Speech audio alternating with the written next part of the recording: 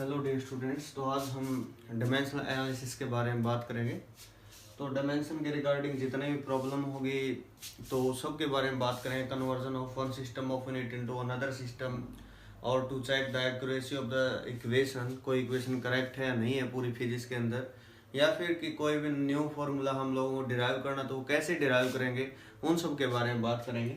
तो सबसे पहले द 7 फंडामेंटल और बेस यूनिट जिनको हमने चूज किया था एसआई सिस्टम के अंदर, 7 फंडामेंटल यूनिट हम लेके चले थे, एसआई यूनिट जिनको बोला था, are called 7 dimension of the physical world. उनको 7 डायमेंशन बोला जाता है। फॉर एग्जांपल लेंथ है, मास है, टाइम है, टेम्परेचर है। क्लियर। तो यहाँ पे जैसे इसको स्क्वायर ब्रैकेट से हमारे पास रिप्रेजेंट करते हैं सबसे पहले। तो उसके बाद जो लेंथ होती है, लेंथ को इस प्रकार से, लेंथ के लिए एल यूज हम करेंगे और स्क्वायर ब्रैकेट हमने यहाँ पर यूज की है। उसके बाद टाइम को हमने स्क्वायर ब्रैकेट में इस प्रकार से लिखना है जैसे यहाँ पे लिखा हुआ, only with a capital letter T. Clear. The dimension of a physical quantity are the power to which the units of base quantity are raised to represent a derived unit. Derived unit means जिनको derive किया जाता है। Clear. For example यहाँ पे हमारे पास अगर मैं बात करूँ वॉल्यूम में, वॉल्यूम क्या होता है? Length into breadth into height. तो लेंथ के लिए एल, ब्रेथ के लिए एल, एच के लिए एल, तो एल की पावर 3 हो गई यहाँ पर। ठीक है। लेकिन इसको हम एम, एल और टी की फॉर्म में लिखते हैं एक अच्छे एक्सप्रेशन के लिए, अच्छे नोटेशन के लिए। तो यहाँ पर मास एब्सेंट रहेगा वॉल्यूम के अंदर, मास का कोई लॉजिक नहीं। तो एम के ऊपर 0, किसी की पावर 0 मीन्स 1। ठीक है। एल की पावर 3, टी की पावर 0, इस प्रकार से हमने इसको लिख दिया है। अब हम बात करेंगे यहाँ पे dimensional formula, the expression which show how and which of the base quantities represent the dimension of a physical quantity is called the dimensional formula of that quantity। उसको हम dimensional formula बोलते हैं। किस प्रकार डिराइव करेंगे उसके बारे में बात करेंगे। आप चाहें तो इसका स्क्रीनशॉट ले सकते हैं पढ़ने के लिए।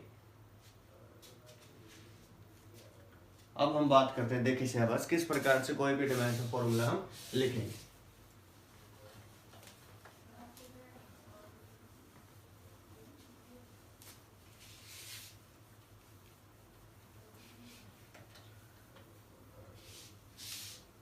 देखिए साहब, फॉर एग्जांपल लेंथ के लिए हमारे पास एल ही हम यूज करेंगे। फॉर एग्जांपल यहाँ से मैं कुछ एक क्वांटिटी लिख रहा हूँ, physical quantity. For example area की अगर मैं बात करूँ तो एरिया क्या होता है? Length into breadth. क्लियर। तो एरिया के लिए हमारे पास डायमेंशनल फॉर्मूला क्या बनेगा? m0 l2 t0। Because L ही रहेगा ना इसके अंदर, टी तो नहीं आएगा। नंबर 2, वॉल्यूम की हमने बात कर ली। फॉर एग्जाम्पल मैं स्पीड की बात करूँ, स्पीड का फॉर्मूला क्या होता है हमारे पास? Distance by time. मैं लिख रहा हूँ डिस्टेंस बाय टाइम। डिस्टेंस के लिए हम क्या यूज करेंगे? लेंथ एल, टाइम के लिए टी, मीन्स डायमेंशनल फॉर्मूला क्या हुआ? m0 l1, टी ऊपर जाएगा तो -1।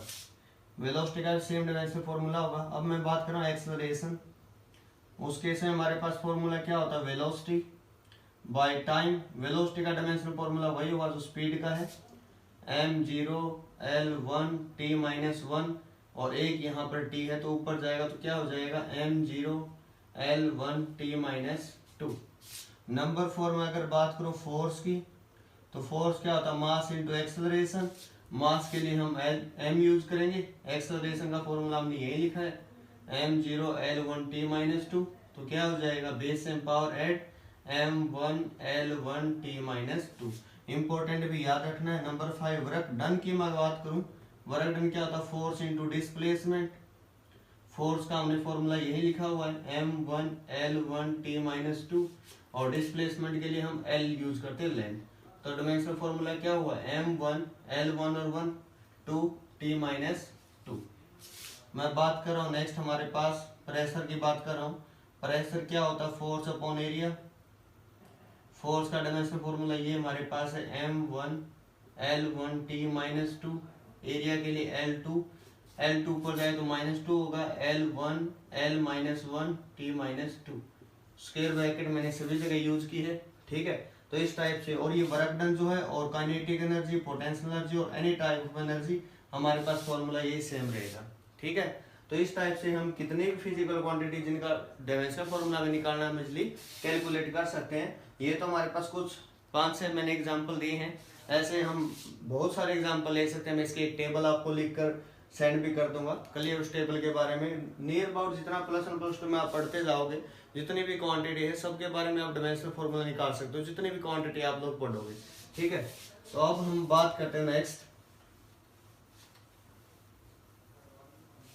जो ये हमारे पास डायमेंशनल इक्वेशन, इनको 4 टाइप से कैरेक्टराइज किया गया, 4 कैटेगरी में इनको डिवाइड किया गया है, ठीक है।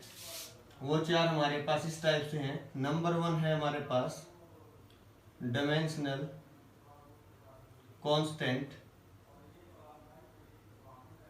नंबर 2 हमारे पास है डायमेंशनल वेरिएबल। नंबर 3 हमारे पास है डायमेंशनलेस कांस्टेंट।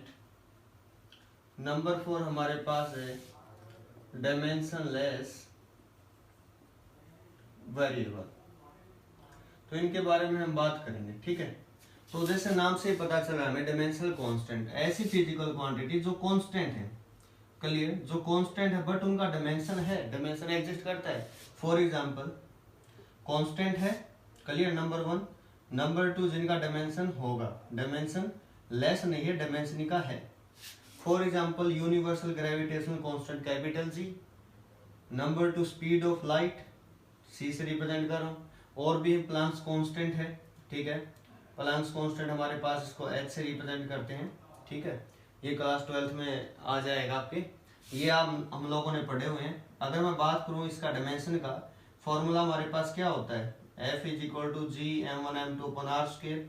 G का डायमेंशनल फॉर्मूला में यहाँ से निकालना, तो क्या होगा, जिसका डायमेंशनल फॉर्मूला निकालना एक साइड, सबको एक साइड, क्लियर। तो क्या होगा, F × r² डिवाइडेड बाय में m1 × m2 = capital G। Force का डायमेंशनल फॉर्मूला अभी मैंने बताया था, फोर्स का डायमेंशनल फॉर्मूला आपको याद रखना है। याद नहीं रहता तो फोर्स = मास × एक्सेलरेशन। मास के लिए हमने m यूज किया था, एक्सेलरेशन की यूनिट आप याद रख लो, मीटर/सेकंड²। मीटर के लिए लेंथ यूज करते हैं, टाइम ऊपर -2। तो इनको अगर यहाँ पे लिखा जाएगा तो किस प्रकार लिखे, m1l1t-2 मीन्स फोर्स का डायमेंशनल फॉर्मूला हमारे पास हो गया। यहाँ पे जी का हम कर रहे हैं तो m1l1t-2 फोर्स के लिए, रेडियस का स्क्वायर है मतलब लेंथ का स्क्वायर, नीचे मास है तो m⁻²। अब ऊपर जाएगी पावर कितनी होगी, -2, एक 1 ऊपर ही है तो m⁻−1। L1 और 2 कितना हुआ, base same power at 3 t⁻²। Important भी है, वैसे भी आपको ये वैल्यू याद होनी चाहिए, ठीक है। m1-1 L3 t-2 ये डायमेंशनल फॉर्मूला होगा कैपिटल जी का, और किसी भी टर्म का आप डायमेंशनल फॉर्मूला इजीली निकाल सकते हैं, ठीक है। ओके, मैं इसके साथ साथ आपको होमवर्क भी दे रहा हूँ, ध्यान से देखें सिलेबस। मैंने आपको फॉर एग्जांपल जैसे करंट होता है I = Q/T, हमने फॉर्मूला पढ़ा है। I के लिए A यूज होता है और टाइम के लिए T यूज होता है। तो ये चार्ज का डायमेंशनल फॉर्मूला हमारे पास रहेगा, ध्यान रखना है, m0 L0 T1 A1, A stands for ampere है, ठीक है। चार्ज का डायमेंशनल फॉर्मूला ये होगा। आपके लिए क्वेश्चन ये है, हमने ये फॉर्मूला पढ़ा है, F = K Q1 Q2 bye में r²। तो आपको K का डायमेंशनल फॉर्मूला निकालना है, ठीक है। K का डायमेंशनल फॉर्मूला निकाल के मुझे आंसर करना, देखता हूँ कितने बच्चे इसको करेंगे और कर जाएंगे मोस्टली, ठीक है। तो हमने बात की डायमेंशनल कांस्टेंट का, बिल्कुल आराम से कराएंगे। डायमेंशनल कांस्टेंट ऐसी फिजिकल क्वांटिटी जो कांस्टेंट है but still they possesses dimension are called dimensional constant, ठीक है। इसका एग्जांपल मैं लिख रहा हूँ, capital G capital C Planck's constant H।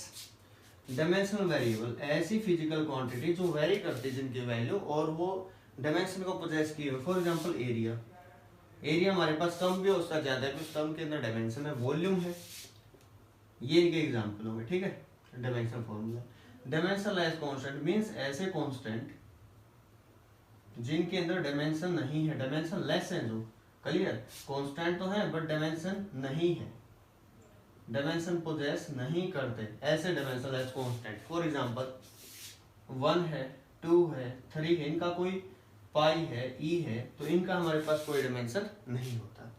Dimensionless variable और फिजिकल क्वांटिटी which vary या whose value vary but still they do not possess any dimension। For example हमारे पास स्ट्रेन है, स्ट्रेन अभी आप लोगों ने नहीं पढ़ा, स्ट्रेन क्या होता है। स्ट्रेन होता है हमारे पास 3 टाइप का, ठीक है। हम सिंपल लेंथ की बात करते हैं, लेंथ के केस में लॉन्गिट्यूडनल स्ट्रेन होता है डेल्टा L/L, मतलब मीटर बाय मीटर तो कोई डायमेंशन नहीं होगा। इसी प्रकार एंगल है, एंगल कम भी होता है, ज्यादा भी। एंगल क्या होता है, arc upon radius, metre by metre, तो इसका भी कोई डायमेंशन नहीं होगा। ठीक है, तो अब तक हमने इसके अंदर चारों क्वांटिटी के बारे में पढ़ा, डायमेंशनल कांस्टेंट क्या होती है। एग्जांपल के साथ मैंने आपको इन सब के बारे में क्लियर करवा दिया, इंट्रोड्यूस करवा दिया। ठीक है, अब हम बात करेंगे डायमेंशनल फॉर्मूला का यूज कहाँ होता है। ठीक है, मोस्ट इंपॉर्टेंट यही कि इसका यूज कहाँ होता है। ठीक है, तो यूज हम करेंगे इसका, कहाँ कहाँ यूज होगा। Use is number 1 to convert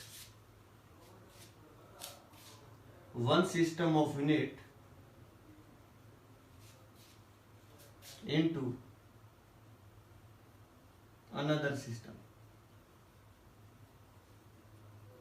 one system of unit से अनदर सिस्टम ऑफ यूनिट में कन्वर्ट करता है। Number 2 to check the accuracy of the system, accuracy of the equation, कोई भी इक्वेशन करेक्ट है या नहीं है तो डायमेंशन ही बताएगा। Number 3 to derive the formula. तो इसके 3 यूज करेंगे हम, उसके बाद इसके लिमिटेशन जानेंगे क्या